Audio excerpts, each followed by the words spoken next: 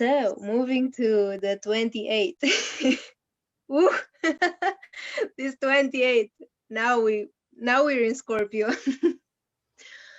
For me, 28 is my evolution, and it's the only gate I have in the spleen center. And I think I told it in many lives and videos and everything. My first contact with human design, I remember, as I have a lot of line twos, I was just not very careful what people were telling, but just floating around. And when I heard the story of 28, I just heard it. I was like, are they talking about me? Like, how do they know? I didn't know if I have 28, but I checked it in my chart and I was like, oh, it's my only gate that makes me a splenic projector. For me, 28 is the love for intensity to live life. It's just finding the purpose of living life in living life.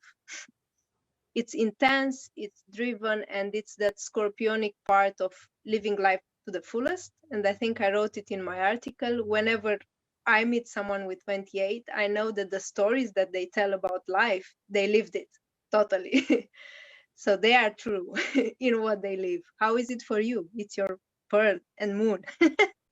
Yeah, I mean, I guess this is my life purpose somehow. It's my essence, it's my drive, and it's unapologetic for sure. It just, and I have it with a 38, which is also about what I feel like the perseverance, the light warrior in a way. And I have it with 39, which is on the other side of the 38. So it's almost that whole cluster.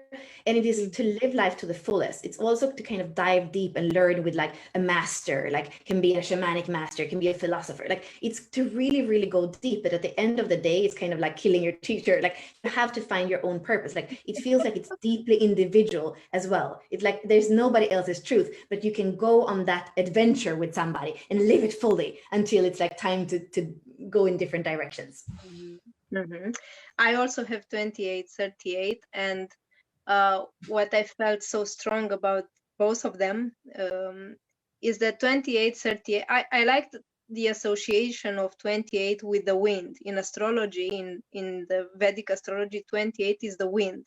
And the wind has to explore freely in order to find the purpose, to find the direction. And I felt that so true for all the activations with 28. It's this rebellious side, the individual type of channel that just has to roam around freely to find their purpose and their fighting spirit freely. So yeah. And in the channel, as I was saying, we both have it. It's just that fighter spirit to live life with purpose and with a cause and with drive. So yeah. And Nice. somehow that no, it's not like, it's not, everybody's not going to understand it. Everybody's not going to understand your drive. But it's really more of like an inner purpose that sometimes I think it's over a lifetime that maybe you can explain it. But in the beginning, it just looks like, yeah, it looks kind of individual in its expression, and also almost like we're calling it a daredevil in the 64 doors, because it looks like it's kind of taking risk for the sake of taking risk. But there's always a purpose, at least in the higher frequency. There's always a purpose behind, but it's not like really kind of obvious on the outside, I guess. Mm-hmm. And what I found here, I think the Scorpio has this energy of stirring stuff up. I found that people that have 28 and have this kind of Scorpio energy, they want to feel alive. So when something feels dead in their life, in the life of someone else, when something is just dead and too boring, they stir stuff up. It's just, come on, let's get some action here. And sometimes they destroy something that maybe was nice just to take the risk of building something great and new and with purpose.